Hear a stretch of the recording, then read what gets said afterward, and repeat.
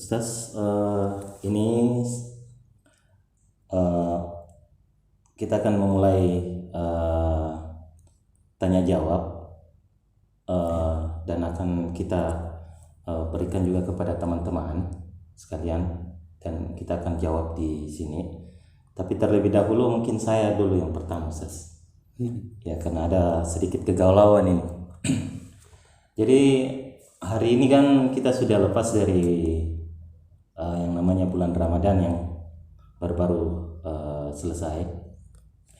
Itu apakah memang betul-betul kita bulan Ramadan itu sudah selesai khusus untuk kita sehingga kita harus menangis karena ditinggalkan, ataukah ada bulan Ramadan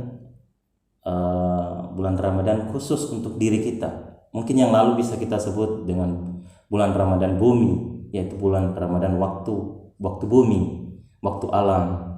Tapi kalau untuk diri kita ini sendiri, adakah bulan Ramadan buat diri kita untuk terus menerus, Tas? Ya, itu saja mungkin, Tas. Ya.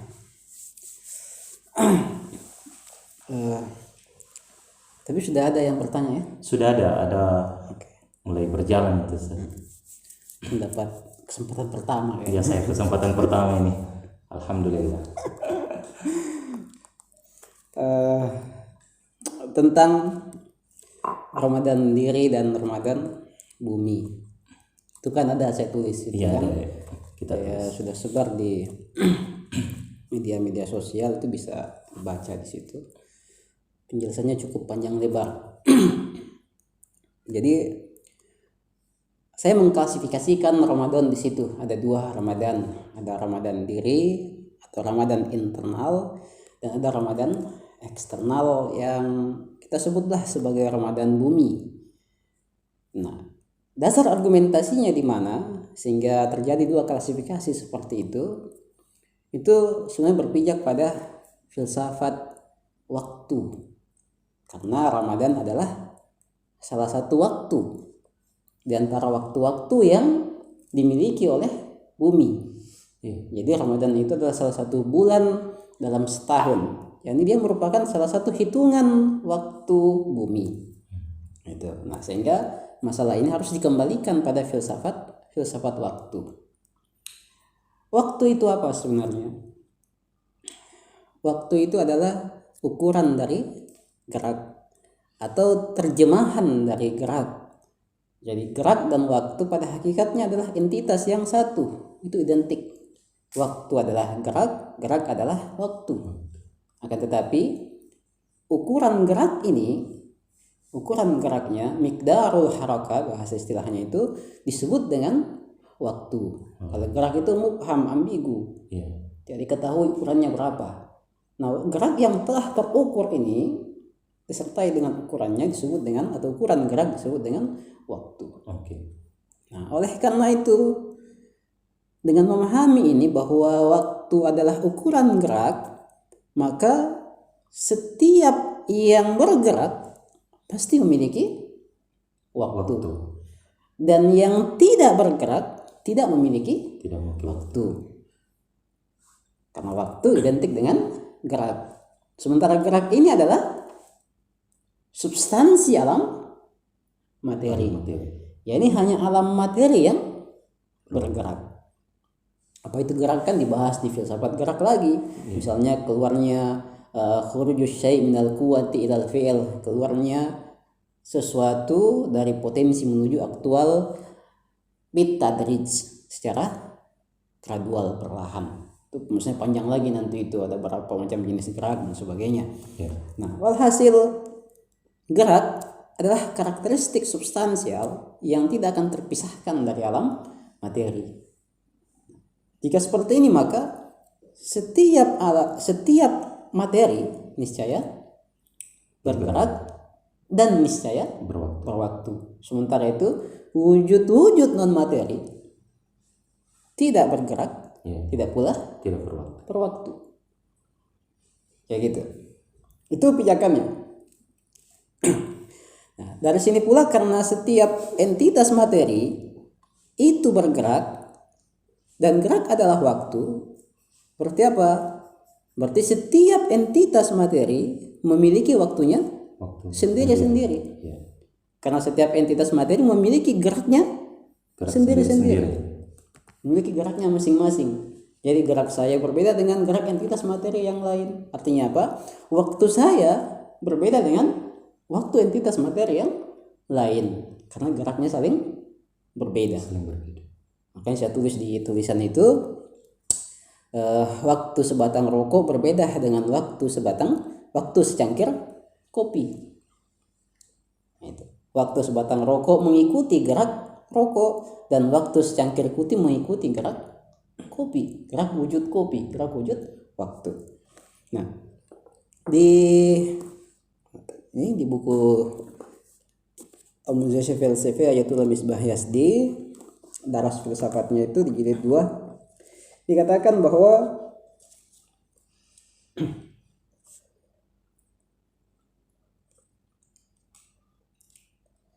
zaman, ini waktu, zaraf mustaqilli asyo wa padireho nis. Jadi waktu itu bukan semacam wadah bagi entitas-entitas materi dan fenomena-fenomena materi. Jadi bukan wadah. Jadi jangan dianggap bahwa waktu itu seperti cangkir yang merupakan wadah bagi air, seperti itu. Dikatakan dia bukan wadah yang independen bagi entitas-entitas materi dan fenomena-fenomena materi kewujude judogonei doste bosat, yang seolah-olah memiliki wujud independen dari sesuatu.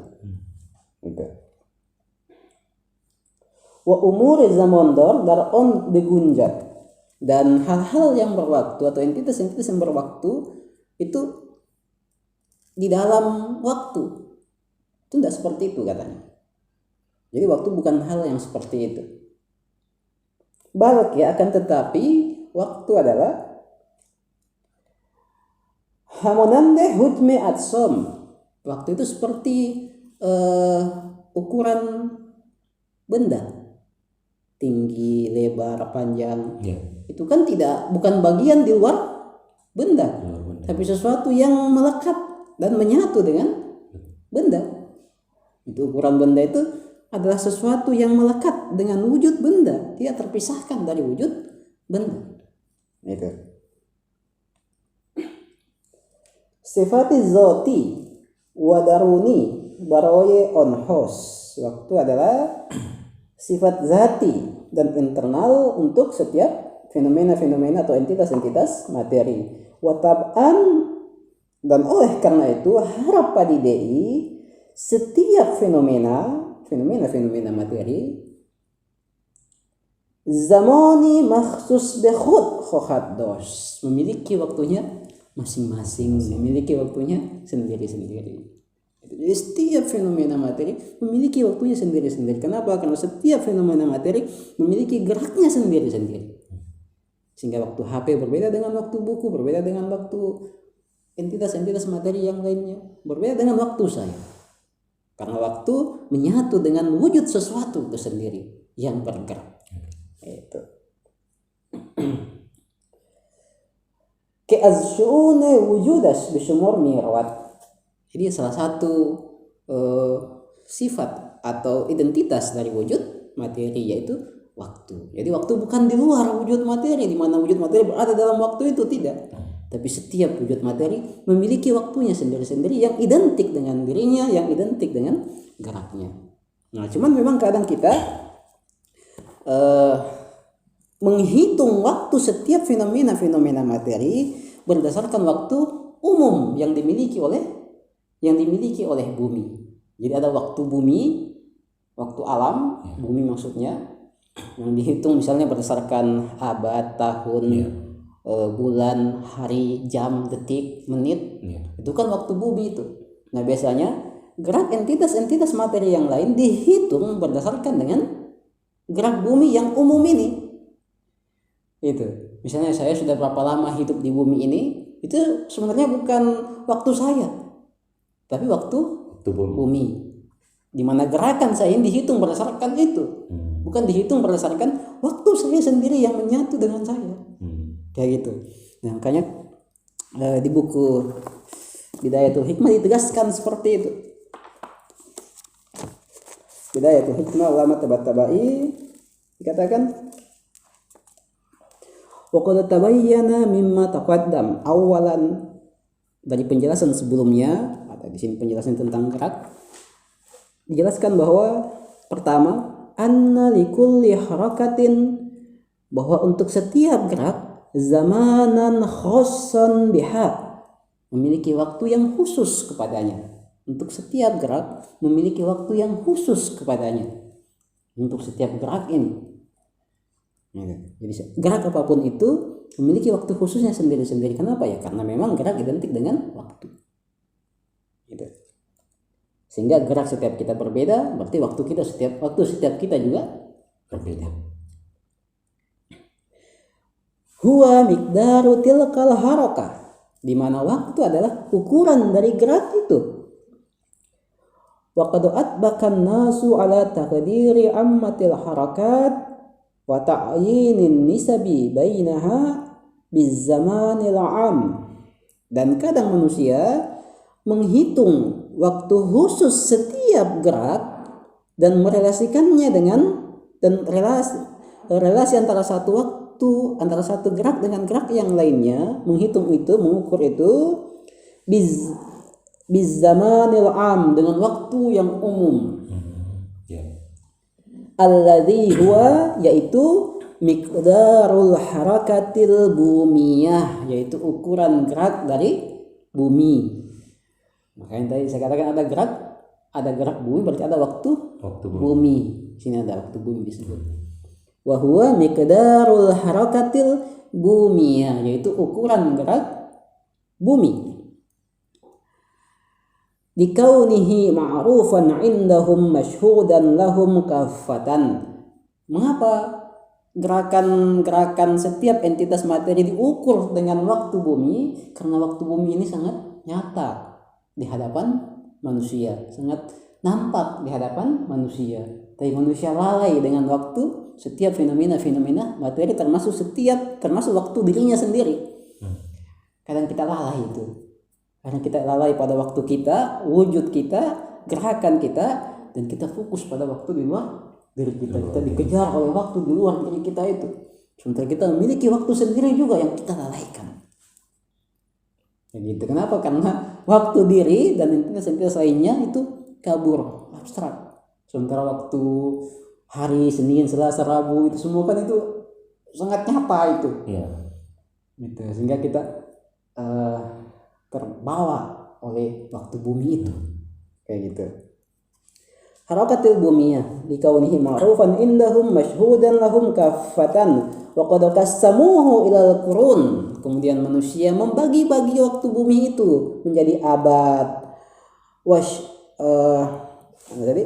wassinin dan tahun, wasyuhur dan bulan, wal asabi dan minggu, wal ayam dan hari, was saat dan jam-jam, wal daqa'iq dan detik-detik, wassawani dan ad-daqa'iq dan menit-menit, wassawani dan detik-detik, wa ghairaha litaqdiril harakat bitadbiki 'alaiha, untuk menetapkan waktu setiap fenomena materi.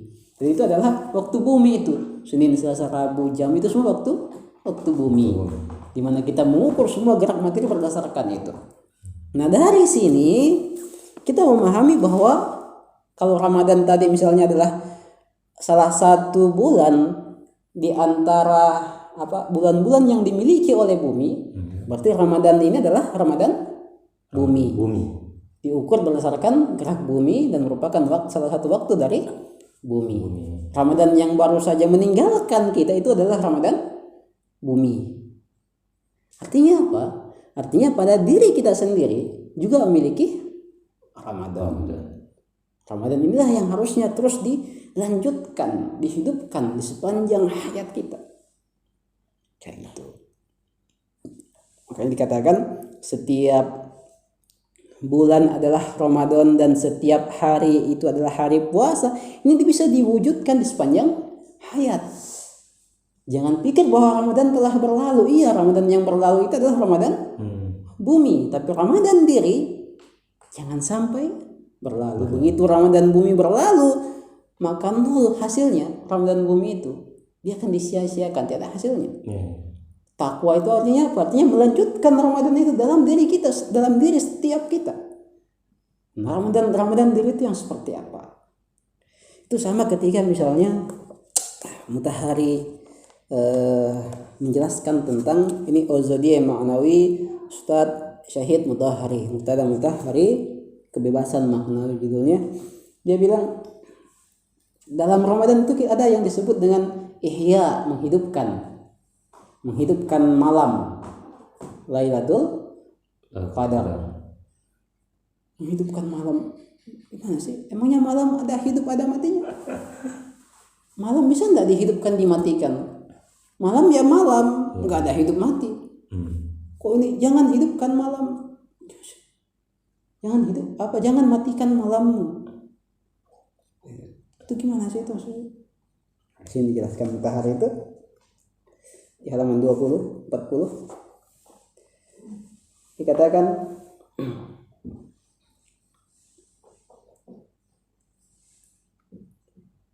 mungkinas boleh jadi syabikasi kesyab kesmati aswakta insonas duholat dorat.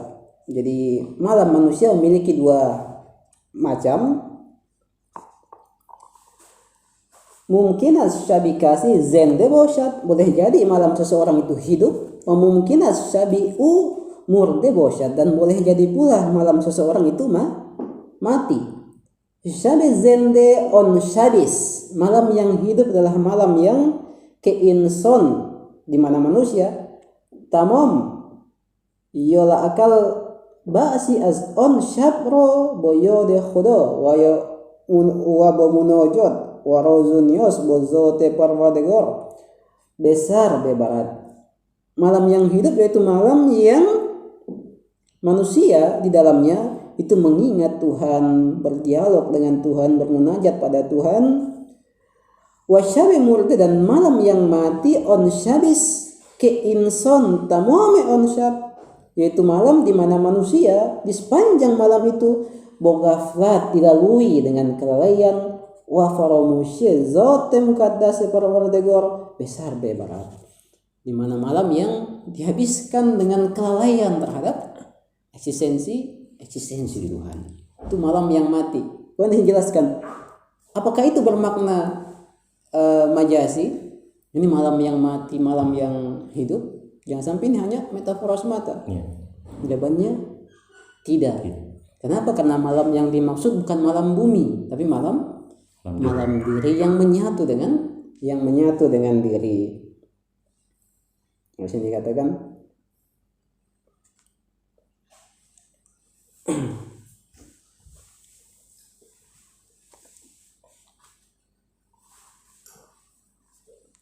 ini.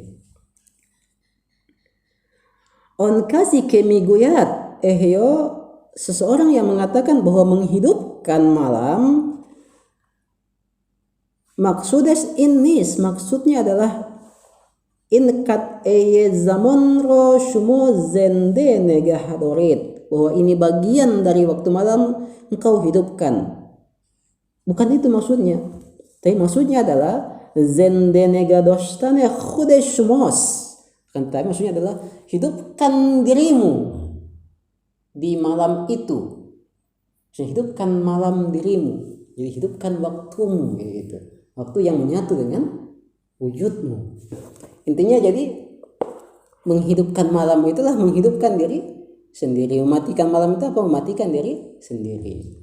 Nah, dari sini maka Ramadan diri adalah hidupnya diri. Menghidupkan diri, menghidupkan kemanusiaan diri. Atau dalam bahasa yang Mutahari tadi, menghidupkan diri hakiki, yaitu dimensi kemanusiaan kita, dan meredam dimensi kehewanan. Oleh karena itu mereka yang mematikan cinta, mematikan empati, kehilangan semangat pengorbanan dalam dirinya, pada hakikatnya orang-orang yang kehilangan Ramadan, orang yang kehilangan Ramadan diri, kayak gitu. Nah pada saat itu maka Ketika mereka kehilangan Ramadan diri berarti apa? Berarti mereka telah kehilangan hakikat diri. Kehilangan hakikat diri artinya apa? Berarti diri hakikatnya telah mati, dan yang hidup adalah diri imitasinya itu dimensi kehewanannya. Kayak gitu. Jadi Ramadan diri, Ramadan bumi seperti itu. Satu tinjauannya eksternal, bumi, alam, dan satu tinjauannya internal, yaitu diri. Intinya Ramadan itu apa? Ramadan itu adalah nilai-nilai kesucian. Dan ini bisa dihidupkan dalam diri kita dan bisa dimatikan. Kayak gitu. Yes. Oke.